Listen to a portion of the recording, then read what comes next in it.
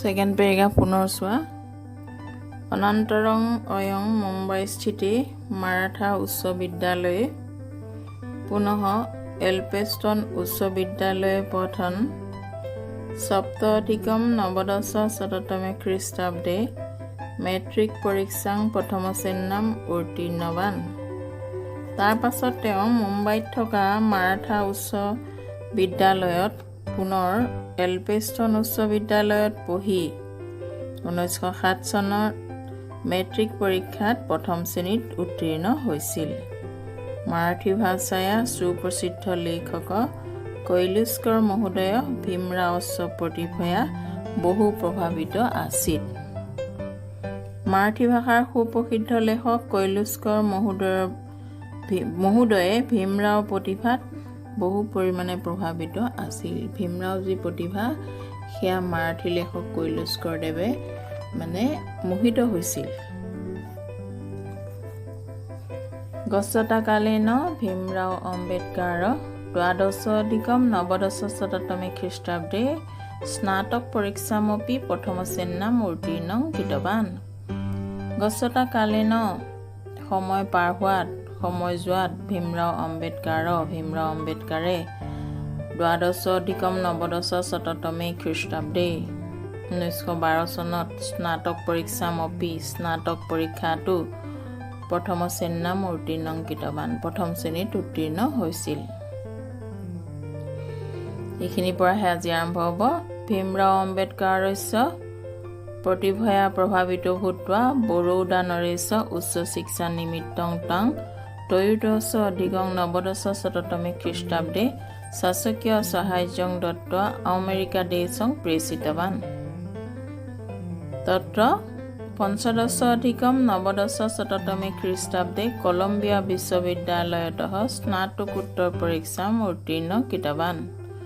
তস্য বিদ্বত্ত্বপূৰ্ণ ব্যক্তিত্ব প্ৰভাৱাৎ Columbia বিশ্ববিদ্যালয়েন বিদ্যাবাৰিধি PhD উপাধিনা অয়ং অলংকৃত অভৱৎ। তৎপশ্চাৎ অয়ং London school of economics and political science নামকে সংস্থানে প্ৰৱেশং প্ৰাপ্য একবিংশতি অধিকম নৱদশ শততমে খ্ৰীষ্টাব্দে DMC উপাধিনা অলংকৃত অভৱৎ। পুনৰ চাবা। ভীমৰাও আম্বেদকাৰস্য প্ৰতিভয়া প্ৰভাৱিত ভূত্বা বৰোদা নৰেশ উচ্চ শিক্ষা নিমিত্তং তং ত্ৰয়োদশ অধিকম নৱদশ শততমে খ্ৰীষ্টাব্দে শাসকীয় সাহায্যং দত্ত্বা আমেৰিকা দেশং প্ৰেষিতৱান। ভীমৰাও আম্বেদকাৰৰ প্ৰতিভাত প্ৰভাৱিত হৈ বৰোদা ৰজাই উচ্চ শিক্ষাৰ বাবে তেওঁক 1913 চনত চৰকাৰী সাহায্য দি আমেৰিকা দেশলৈ প্ৰেৰণ কৰিছিল বা পঠাইছিল। তত্ৰ পঞ্চদশ অধিকম নৱদশ শততমে খ্ৰীষ্টাব্দে কলম্বিয়া বিশ্ববিদ্যালয়তঃ স্নাতকোত্তৰ পৰীক্ষাম উত্তীৰ্ণ কৃতৱান। তাত 1915 চনত কলম্বিয়া বিশ্ববিদ্যালয়ৰ পৰা স্নাতকোত্তৰ পৰীক্ষাত উত্তীৰ্ণ হৈছিল। গম পাইছানে তোমালোকে? আমি যিটো জেনেৰেলি BA BSc কওঁ সেইটো স্নাতক, আৰু স্নাতকোত্তৰ PG কৰা MA MSc এইবিলাক দেই। তস্য বিদ্বত্ত্বপূৰ্ণ ব্যক্তিত্ব প্ৰভাৱাৎ কলম্বিয়া বিশ্ববিদ্যালয়েন বিদ্যাবাৰিধি PhD উপাধিনা অয়ং অলংকৃত অভৱৎ। তেওঁ যি পাণ্ডিত্যপূৰ্ণ ব্যক্তিত্ব সেয়া প্ৰভাৱৰ বাবে কি হৈছিল? কলম্বিয়া বিশ্ববিদ্যালয়ত তেওঁক বিদ্যাবাৰিধি অৰ্থাৎ PhD উপাধিৰে অলংকৃত কৰিছিল, বিভূষিত কৰিছিল। তৎপশ্চাৎ London school of economics and political science নামকে সংস্থানে প্ৰৱেশং প্ৰাপ্য একবিংশতি অধিকম নৱদশ শততমে খ্ৰীষ্টাব্দে DMC উপাধিনা অলংকৃত অভৱৎ।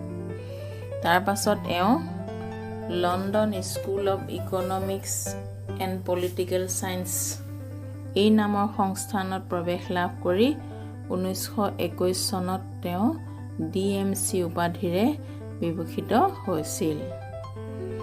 শিক্ষাং প্ৰাপ্য ডক্টৰ ভীমৰাও আম্বেদকাৰ মুম্বাই নগৰম আগত্য त्रयोविंशति अधिकम नवदश शततमे वर्षे अधिवक्तृ कार्यম আৰব্ধৱান শিক্ষাং প্ৰাপ্য তেওঁ শিক্ষা লাভ কৰি কোনে ডক্টৰ ভীমৰাও আম্বেদকাৰে মুম্বাই নগৰম আগত্য মুম্বাই নগৰলৈ আহি ত্ৰয়োবিংশতি অধিকম নৱদশ শততমে বৰ্ষে 1913 চনত অধিবক্তৃৰ কাৰ্যম আৰব্ধৱান অধিবক্তাৰ কাম আৰম্ভ কৰিছিল। চতুৰ্বিংশতি অধিকম নৱদশ শততমে বৰ্ষে বহিষ্কৃত হিতকাৰিণী সভায়া স্থাপনাং কৃতৱান সপ্তবিংশতি অধিকম নৱদশ শততমে বৰ্ষে অয়ং মুম্বায়াং লেজিসলেটিভ কাউন্সিল ইত্যস্য সদস্য নিৰ্বাচিত।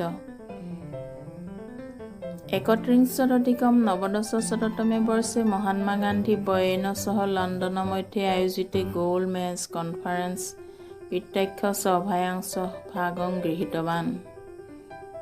37 অধিকম নৱদশ শততমে বৰ্ষে ইণ্ডিপেণ্ডেণ্ট লেবাৰ পাৰ্টি নামক ৰাজনৈতিক দলস্য নিৰ্মাণং কৃতৱান। তাৰ পাছত চতুৰ্বিংশতি অধিকম নৱদশ শততমে বৰ্ষে বহিষ্কৃত হিতকাৰিণী সভায়া স্থাপনাং কৃতৱান কি স্থাপন কৰিছিল তেওঁ 1924 চনত বহিষ্কৃত হিতকাৰিণী নামৰ এখন সভা স্থাপন কৰিছিল। সপ্তবিংশতি অধিকম নৱদশ শততমে বৰ্ষে মুম্বাইয়া লেজিসলেটিভ কাউন্সিল ইত্যস্য সদস্য নিৰ্বাচিত। 1923 চনত তেওঁ মুম্বাইত থকা লেজিসলেটিভ কাউন্সিল নামৰ সংস্থাত কি হৈছিল সদস্য হিচাপে নিয়োজিত হৈছিল বা নিৰ্বাচিত হৈছিল নিয়োজিত নহয় দেই নিৰ্বাচিত হৈছিল। 31 অধিকম নৱদশ শততমে বৰ্ষে মহাত্মা গান্ধী বয়েন সহ লণ্ডন মধ্যে আয়োজিত গোল মেজ কনফাৰেন্স ইত্যাখ্যং সভায়াংশ ভাগং গৃহীতৱান। 1931 চনত মহাত্মা গান্ধী মহোদয়ৰ সৈতে লণ্ডনত আয়োজিত হোৱা গোল মেজ কনফাৰেন্স মানে ঘূৰণীয়া মেজমেল এই সভাত তেওঁ ভাগ গ্ৰহণ কৰিছিল। 34 অধিকম নৱদশ শততমে বৰ্ষে ইণ্ডিপেণ্ডেণ্ট লেবাৰ পাৰ্টি নামক ৰাজনৈতিক দলস্য নিৰ্মাণং কৃতৱান। তেওঁ 1937 চনত ইণ্ডিপেণ্ডেণ্ট লেবাৰ পাৰ্টি স্বাধীন শ্ৰমিক সংগঠন নামৰ ৰাজনৈতিক দল নিৰ্মাণ কৰিছিল। 15 আগষ্ট চত্বাৰিংশত অধিকম নৱদশ শততমে বৰ্ষে যদা ভাৰত স্বতন্ত্ৰ অভৱত তদা নেহেৰু মহোদয় মন্ত্ৰীমণ্ডলে বিধিমন্ত্ৰী পদং প্ৰাপ্তৱান অনন্তৰং সংবিধান সভায়া অধ্যক্ষ অভৱত। ডক্টৰ ভীমৰাও আম্বেদকাৰ 50 অধিকম নৱদশ শততমে খ্ৰীষ্টাব্দে অক্টোবৰ মাসস্য চতুৰ্দশ দিনাঙ্কে নাগপুৰে স্বানুযায়ীভিঃ বৌদ্ধ মতম অঙ্গীকৃতৱান। দ্বিমাসান অনন্তৰং ডিচেম্বৰ মাসস্য দিনাঙ্কে 50 অধিকম নৱদশ শততমে খ্ৰীষ্টাব্দে দেহল্যা 27 অলিপুৰ মাৰ্গে স্থিতে আবাসে ইহলীলাং সমাপিতৱান।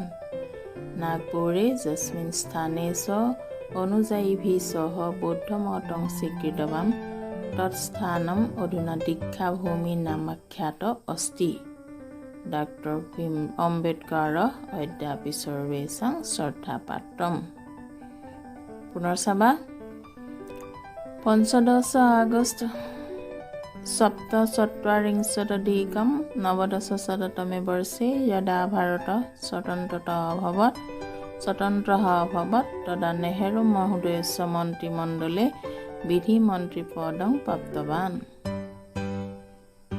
1947 চন 15 আগষ্টত যেতিয়া ভাৰত স্বাধীন হ'ল তেতিয়া নেহেৰু মহোদয়ৰ মন্ত্ৰীসভাত বিধিমন্ত্ৰী পদ লাভ কৰিছিল। অনন্তৰং সংবিধান সভায়া অধ্যক্ষ অভৱত তাৰ পাছত সংবিধান সভাৰ অধ্যক্ষ হৈছিল। ডক্টৰ ভীমৰাও আম্বেদকাৰ 50 অধিকম নৱদশ শততমে খ্ৰীষ্টাব্দে অক্টোবৰ মাসস্য চতুৰ্দশ দিনাঙ্কে নাগপুৰে অনুযায়ী বৌদ্ধ মতং অংগীকৃতবান। ভীমৰাও আম্বেদকাৰে 1956 চনৰ অক্টোবৰ মাহৰ 14 তাৰিখে নাগপুৰত নিজৰ অনুগামীসকলৰ সৈতে বৌদ্ধ ধৰ্ম গ্ৰহণ কৰিছিল।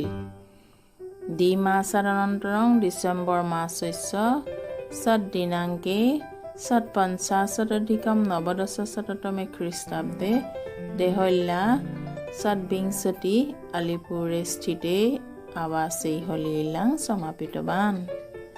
2 মাহৰ পাছত ডিচেম্বৰ মাহৰ 6 তাৰিখ চনটো হ'ল 1956 চন। 1956 চনৰ 6 ডিচেম্বৰৰ দিনা দিল্লী 26 আলিপুৰ পথত থকা নিজৰ আৱাসগৃহত নিজৰ ঘৰত কি হ'ল তেওঁ ইহলীলা সমাপ্ত হৈছিল, অৰ্থাৎ তেওঁ পৰলোকগামী ঘটিছিল। নাগপুৰে যস্মিন স্থানে অনুযায়ী বৌদ্ধ মতং স্বীকৃতবান। নাগপুৰত যি ঠাইত তেওঁ অনুগামীসকলৰ সৈতে বৌদ্ধ ধৰ্ম গ্ৰহণ কৰিছিল তৎস্থানম অধুনা দীক্ষাভূমি নামাখ্যাত অস্তি। সেই ঠাই এতিয়া দীক্ষাভূমি নামেৰে জনাজাত হৈ আছে। ডক্টৰ আম্বেদকাৰ অদ্যাপি সৰ্বেচাং শ্ৰদ্ধাপাত্ৰম। ডক্টৰ আম্বেদকাৰ আজিও সকলোৰে শ্ৰদ্ধাৰ পাত্ৰ। মহাপুৰুষে হিন্দু ধৰ্ম যি কুৰীতি আছিল সেই সকলোবোৰ আঁতৰাবলৈ চেষ্টা কৰিছিল। তেওঁ উচ্চ আসনত সুপ্ৰতিষ্ঠিত হৈও সেই কামটো কৰিব নোৱাৰাৰ কাৰণে মনৰ দুখত তেওঁ বৌদ্ধ ধৰ্ম গ্ৰহণ কৰিছিল, কিন্তু তেওঁ বেছিদিন জীয়াই নাথাকিল। 2 মাহৰ পাছতে তেওঁৰ মৃত্যু হ'ল। তেওঁৰ জীৱনী আমি পঢ়ি তেওঁৰ পথ অনুকৰণ কৰা উচিত, কাৰণ মহাপুৰুষসকলৰ পথ আমাৰ সকলোৰে বাবে অনুকৰণীয়। গতিকে তোমালোকে আন মহাপুৰুষৰ জীৱনীও এনেদৰে পঢ়িবলৈ যত্ন কৰিবা। আজিলৈ সামৰো। ধন্যবাদ।